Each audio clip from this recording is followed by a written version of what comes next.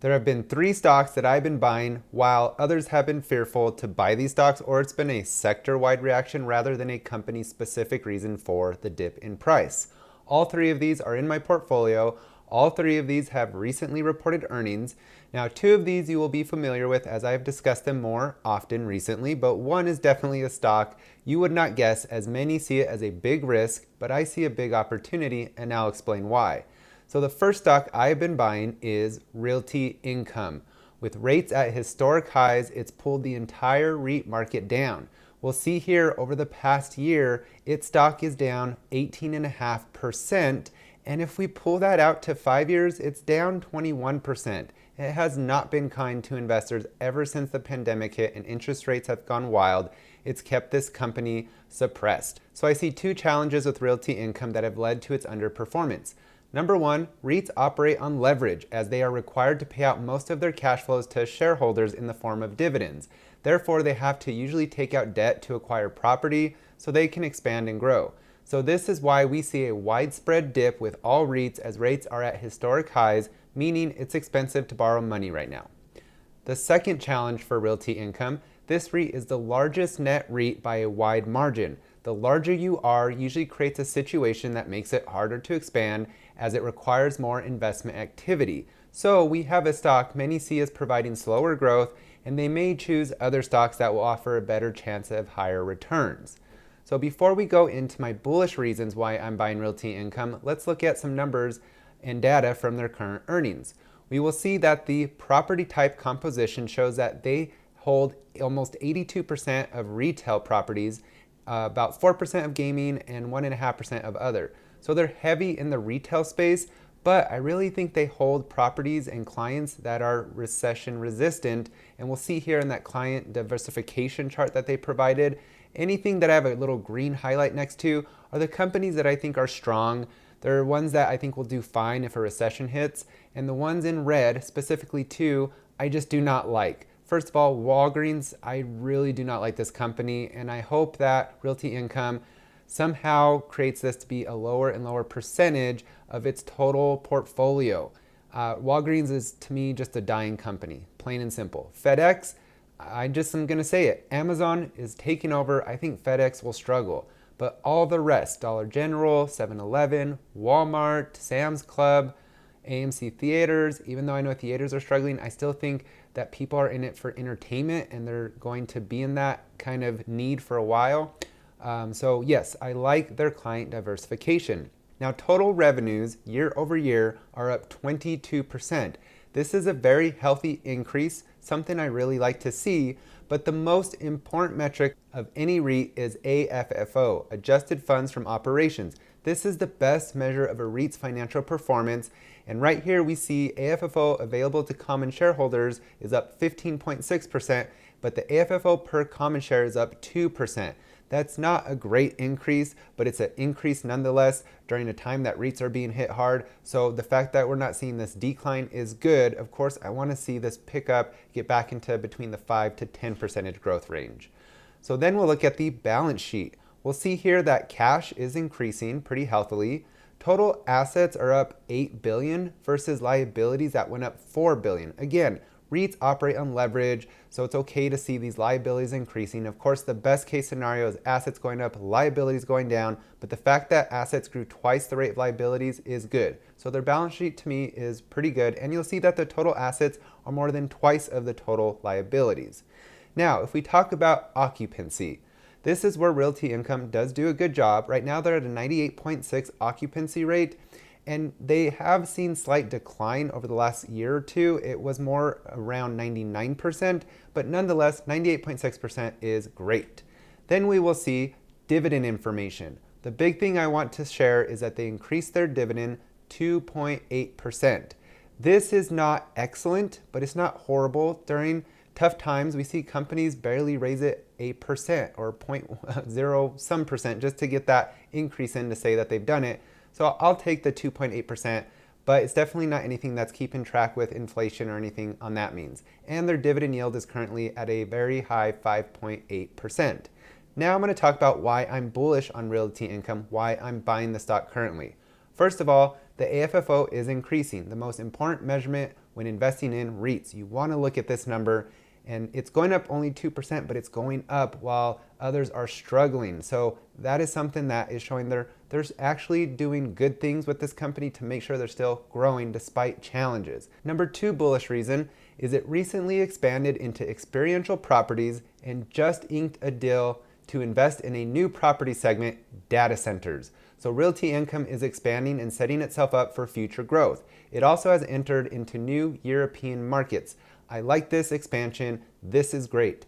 The third bullish reason is interest rates will be cut at some point. The Fed has already said that, but the Fed recently signaled they will probably push out a cut further than the market was expecting, causing a dip in REITs and creating another opportunity for investors to buy quality REITs at undervalued prices, which is what I'm doing. So while rates are high and suppressing the REIT market, I feel Realty Income is a solid, safe, and high quality REIT to accumulate shares in while you still can. Now, Realty Income is more of a steady, slow growth REIT, but I always say, don't think big companies are done with growth. I do not like when people say that. We see it all the time where a large company enters a new segment or expands massively with a new opportunity, etc. And with Realty Income, we see expansion into gaming and data centers. This will further diversify this company and provide investors more growth and safety. So I believe Realty Income is in a good position now to buy for investors to have dependable passive income while their investment appreciates over the next 5+ years, with rates likely to decrease probably sometime later this year. This is the first of 3 stocks that I'm buying. The next stock that I've been buying is VICI, the experiential REIT king. Of course, I hold 2 REITs in my portfolio, so if I'm buying one, I'm going to be buying the other. Now, over the past year, they're down about 11%, so not horrible compared to other REITs. And over the last 5 years, though, they're actually up almost 42.5%, well, past that, but regardless, they're performing much better than Realty Income and most of the REITs in the market. So unlike Realty Income, I see no real challenges with VICI. I just don't. I have a lot of confidence in this REIT. I have said this before. If they collected 100% of rents on time during the entire pandemic when Vegas and the world was shut down, then I feel pretty confident they can weather any storm. Of course, Vegas could experience a hit of some sort, or consumers could pull back on experiences massively, but I doubt it, as we are seeing a huge demand for experiences that I don't think will cool off anytime soon. So again, even if these things occurred, VICI still will collect its rent from its world-class tenants on time, just like they did during the global pandemic, no problem. Regarding the Fed and rates, we have already seen VICI perform massively better than Realty Income and the REIT sector in general, so I don't anticipate any significant hits to the company related to any negative rate news. It will affect other REITs much more than VICI, as investors, including myself, see VICI's quality and growth potential. So before we go into my bullish reasons why I'm buying Realty Income, let's look at some numbers and data from their recent earnings. First, I'd like to show you this beautiful thing with their occupancy. Their properties are 100% occupied, and they have collected 100% of rent since their formation in October of 2017. That is impressive. This is amazing. I love to see this as a shareholder. And then we can look at some of their properties, are pretty much all their properties. If we go down the list here, we'll see it's very concentrated in Vegas. So we'll see Caesars Palace, Harrah's Las Vegas. Next up, we see the Mirage. And of course, we see in a bunch of different other states. So I want you to see that for the diversification that this REIT is also offering. It's not just all in Vegas like I think a lot of people focus on. We see Excalibur, Luxor, New York, Mandalay Bay, MGM Grand, the Venetian Resort, and then I highlighted Bolero. What a name. It is a bowling center, family entertainment that they're getting into, and they bought 38 of these Bolero centers. I've looked them up. They're pretty darn cool, very different from your typical bowling center, so I think they made a great deal. And then I want to look at revenue. So revenue is up 38.9% year over year. Remember, Realty Income was up 22%. This one's up nearly 39%. So much better performance. Then if we look at their AFFO, this again is the best measurement of a REIT's financial performance. AFFO increased 29.1% year over year versus Realty Income's 15.6%. And their AFFO per common share increased 11.8% versus Realty Income's 2%. Again, you see the superior performance with VICI compared to Realty Income, but I'm still buying both, and I'll explain a little bit more about that too at the end of the video. Now let's look at their balance sheet. We'll see their cash is increasing pretty healthily, so was realty incomes, and their assets are up 6.5 billion year over year versus liabilities going up 3 billion. So assets grew more than twice the rate of liabilities, and you'll see assets make up more than double what total liabilities are. Very similar to realty income actually, both very healthy balance sheets. Now if we talk about their dividend, realty income increased at what, 2.8%? Well, Vici increased theirs 6.4%. So I think that's where you see the power and growth in their AFFO. They can use that because their free cash flows are higher. They can afford to up their dividend yield more than other REITs. And that's what I love about Vici. Now, why am I bullish? Why am I buying Vici? Number one, AFFO is increasing fast and at a much faster rate than most other REITs. This signals its ability to pay its dividend to shareholders in the future, and it's very safe and reliable. Its current dividend is also at a yield of 5.5%, and it's likely to grow much faster than other REITs in the market due to their superior financial performance. So the second reason why I'm so bullish in buying is it recently expanded internationally, and I don't hear enough about this, but you need to know they're expanding into Canada, St. Lucia, the UK. They also talked about their first real estate acquisition in the family entertainment sector. That's those Bolero centers. Plus they have wellness centers like Canyon Ranch and Cabot. So they're expanding internationally outside of gaming. This is great. And I believe this is just the beginning of their international footprint. And this company will be a global powerhouse someday, owning one-of-a-kind experiential properties across the world. This is diversification investors have been wanting with Vici outside of the Vegas Strip, and they are now providing that. Very exciting. The third reason why I'm bullish in buying is interest rates will be cut at some point, and once that happens, I feel Vici will rocket back up with its stock price, and that's just going to benefit us so much, and you're going to wish you bought now while it's being suppressed with these high interest rates and this news of the cut being pushed out more. So Vici to me is the REIT for growth. It is of quality as we saw in its financials, and through the expansion internationally, which means it is further becoming more diversified and less risky, though I do not see Vici as risky. I mean, do you think Vegas will go out of business? Just look at all the offerings from the Super Bowl, the Formula One race, and the list really goes on and on and on. It's really long of the entertainment that this city provides to the world. Do you think people will stop wanting to have experiences?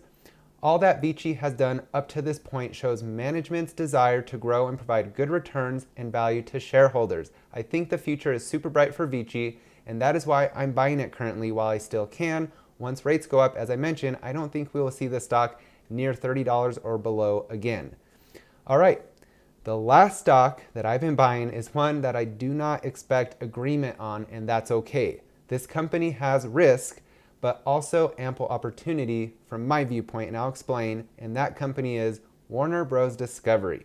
Now, I do hold shares of Warner Bros. Discovery because I hold AT&T, and they spun this business off a few years ago, and that's how I got these shares in my portfolio. But the more I look into this company, the more I like it as a turnaround play. Add in their recent earnings, and it solidified my decision to add more shares and average down my cost basis. So if we look at their stock chart, over the past year, it's ugly. It's down 46%, but it gets uglier. Over the past 5 years, it's down nearly 65%. So not great performance for investors. I currently see some challenges, of course, but also some potential with Warner Bros. Discovery. So I'm going to discuss the challenges, show some data from the earnings, and then I'll cover my bullish reasons, which you'll want to hear. So the challenges. Well, the first one is obviously Netflix is the streaming dominant giant they have to compete with, and that is no easy feat, as Netflix has already cemented itself as the go-to streaming platform that almost everyone will have that streams. This means any other streamer has to deal with more subscribers canceling if they want to cut costs, as they will be more likely to keep Netflix no matter what.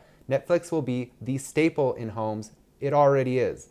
So Warner Bros. Discovery has a challenge of growing and keeping its subscriber base through the competition that others are providing and going against Warner Bros. With. So competition is one of the main things. Of course, Netflix is the big dog. Number two challenge is debt. Warner Bros. Discovery has significant debt, and that will hinder any company, and it's the one thing I hate to see. If they cannot manage and pay down this debt over time, it will bring this company down. So we're going to look to see if they're paying down their debt or not very soon. The third challenge is Warner Bros. Discovery needs a growth story, and that growth story needs to be subscribers. This equates to advertisement revenue and that lovely, dependable subscription-based revenue. So what investors really want to see is growth in subscribers. Linear TV is in decline, and streaming is something that must be a large, successful part of this company, as that's the future. Just look at Netflix. Despite positive financials for quite a while, it was the subscribers that made the stock go up or down. If they had losses in subscribers, it tanked the stock. But once it started showing the massive subscriber growth, that's when the stock took off. So the challenge for Warner Bros. Discovery is that they need to spur excitement and a reason for consumers to subscribe to their platform in mass numbers. So that's the challenge number 3. So now let's look at some of their financial data from their recent earnings. I want to show you the revenue growth, but I want to say there's this column that's pro forma. And what is that? What that's referring to earnings that exclude certain costs that a company believes results in a distorted picture of its true profitability. So I'll come back to this, but right here, they actually mention this in their earnings. So the ex forma, they say since the actual increases year over year for revenues, cost of revenues, and selling, general, and administrative expenses are substantially attributable to the merger. So the merger is what they feel is distorting their earnings. So they're kind of taking that part out to give a more clear picture. And so that's why I want to focus on that pro forma column. So I've highlighted things in yellow. So that means advertising is down 13%, their advertising revenue, which really investors did not like, and it sent this stock going down the 12% that day that it had earnings. And then total revenues are down 4% overall. Now, a slight positive here because you don't want to see revenues declining, but the total costs and expenses went down 11%. And overall, net losses are narrowing, going from 5.4 billion down to 3.1 billion. So some mixed results here. Revenues going down, don't like. Expenses going down are good, and net loss is narrowing. Now let's look at the revenue by segment. We're going to start with studio segment. So the blockbusters that they put out in theaters, things like that, that revenue was down massively, 38%. Now you have to keep in mind with a lot of this data, remember there was the big writers and actors strike, which hit a lot of these numbers and hit them hard. So I think some of these will recoup next year, but there are some numbers that benefited from that might be in decline. I'll explain. But I think this advertising revenue in the studio segment should increase and pick back up. If we look at the network segment, this is their linear TV. We'll see that their advertising revenue went down 13%. Overall, the revenue in this segment went down 8%. And I think this one will continue to go down until it's just gone. But the one that we just saw, studio segment, that one will rebound and I think will come back strong. Now the DTC, direct to consumer segment. This is the max. This is the subscriptions that we've been talking about. The one thing that this company really needs to have strength in, and it's showing it. Those advertising revenue dollars went up 35%. That is really good to see. Overall, revenue in this segment is up 5%. I want to see stronger numbers here, but this is good. So with their balance sheet, we'll see that their assets declined 11.24 billion and liabilities declined 9.05 billion. So their assets to liability ratio slightly got worse, not great to see, but the pay down of that debt is what is very positive on this thing, one of the few positive ones, and that is that they paid down debt by 6.75 billion. So it went from the 48.6 billion down to that 41.9 billion. Of course, with the assets going down, it looks like it was mainly attributable to the film and television content rights and games, so that's interesting, and intangible assets, so we'd have to look more into that. Now let's look at cash flows. Specifically, I want to look at their cash provided by operating activities against their purchase of property, plant, and equipment.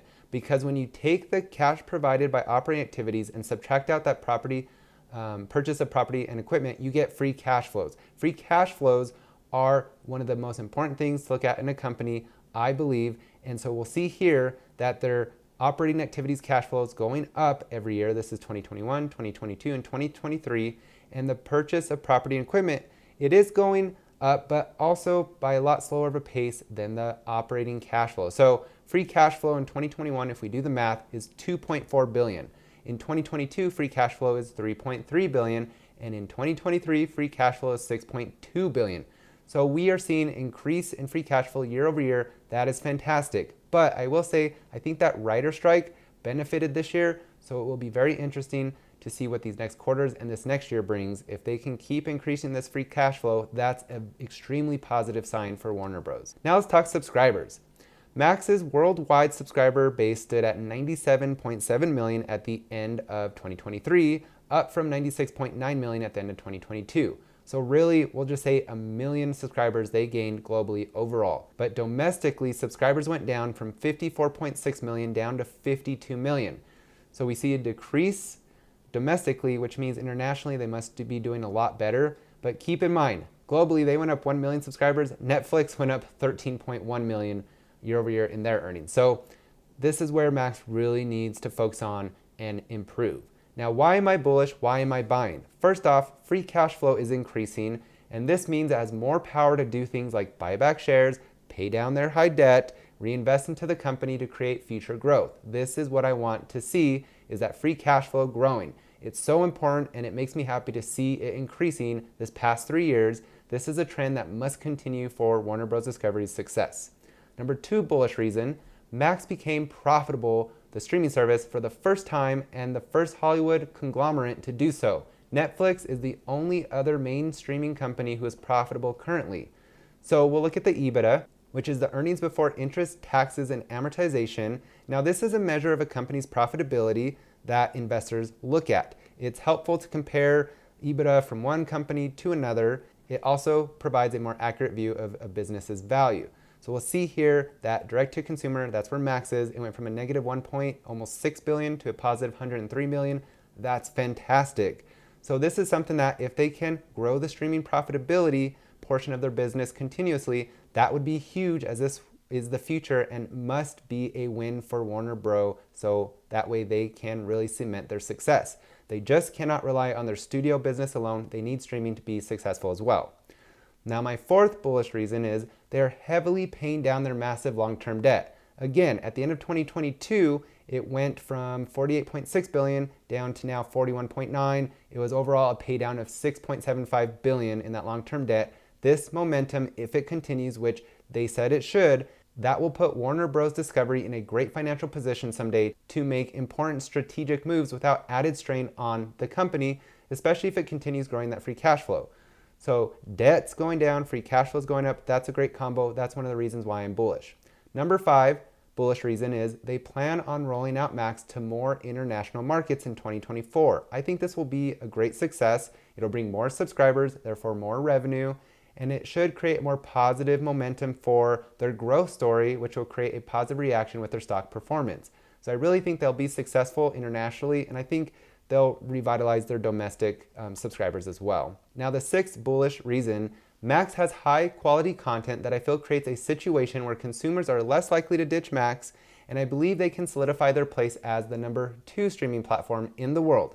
If they play their cards right, of course. I think they can pass Disney and Amazon, who currently stands in their way. They need more volume of content though, and they need to keep it high quality. Think of White Lotus, House of Dragon, so many more that are creating permanent subscribers. These shows are excellent, but they need more of it so people don't become fair weather streamers, as I call it, and that's where they're only subscribing to their show when it comes out and then they'll cancel right after they watch. So with enough quality content, people will stay subscribed. So with Warner Bros. Discovery, this is a turnaround play. And again, I never bought these shares. They were rather spun off by AT&T. So it's up to you to decide if you see a value play here or not for yourself. But I do, and I'm taking a small bet on them that I think will pay off. I see positive things, but they are more risky than the average company, and they need to clear those challenges I discussed. But if successful, this could be a real winner of an investment. So there you have it, my 3 stocks that I've been buying and that I'm bullish on. Now I want to share my portfolio where I hold all these 3 stocks. We'll see here in real estate, both Vici and O are currently in the red. I'm okay with that. These will turn around. I have high confidence of that once the rates get cut. But you'll see Vici, the allocation in purple, makes up 12.53% of my allocation. If you jump to the left, Microsoft makes up 19%. So Vici is a huge, huge holding. And if they go in the green and start to take off, it could become a bigger allocation than Microsoft. But currently, if you add Vici and O, it's almost a Microsoft portion of my portfolio. So I am very bullish on these. I think now is the time to add, so I have no problem making these higher allocations.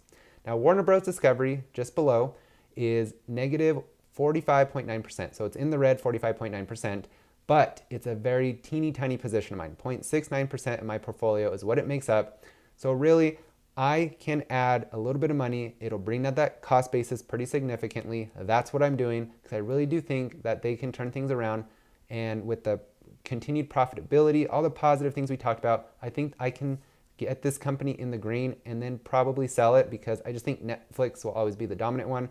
But we'll see as they develop. Maybe I will keep it. You don't know. So let me know if you're buying these 3 stocks, or rather share what stocks you're buying currently and that you're bullish on. I'd love to start a conversation as a lot of companies are overvalued right now. So you have to look and see where the value is. This is where I see the value in these 3 companies. So with that said, that is all for today. Thank you for watching, and we'll see you very soon on Mark Arnold's Finance.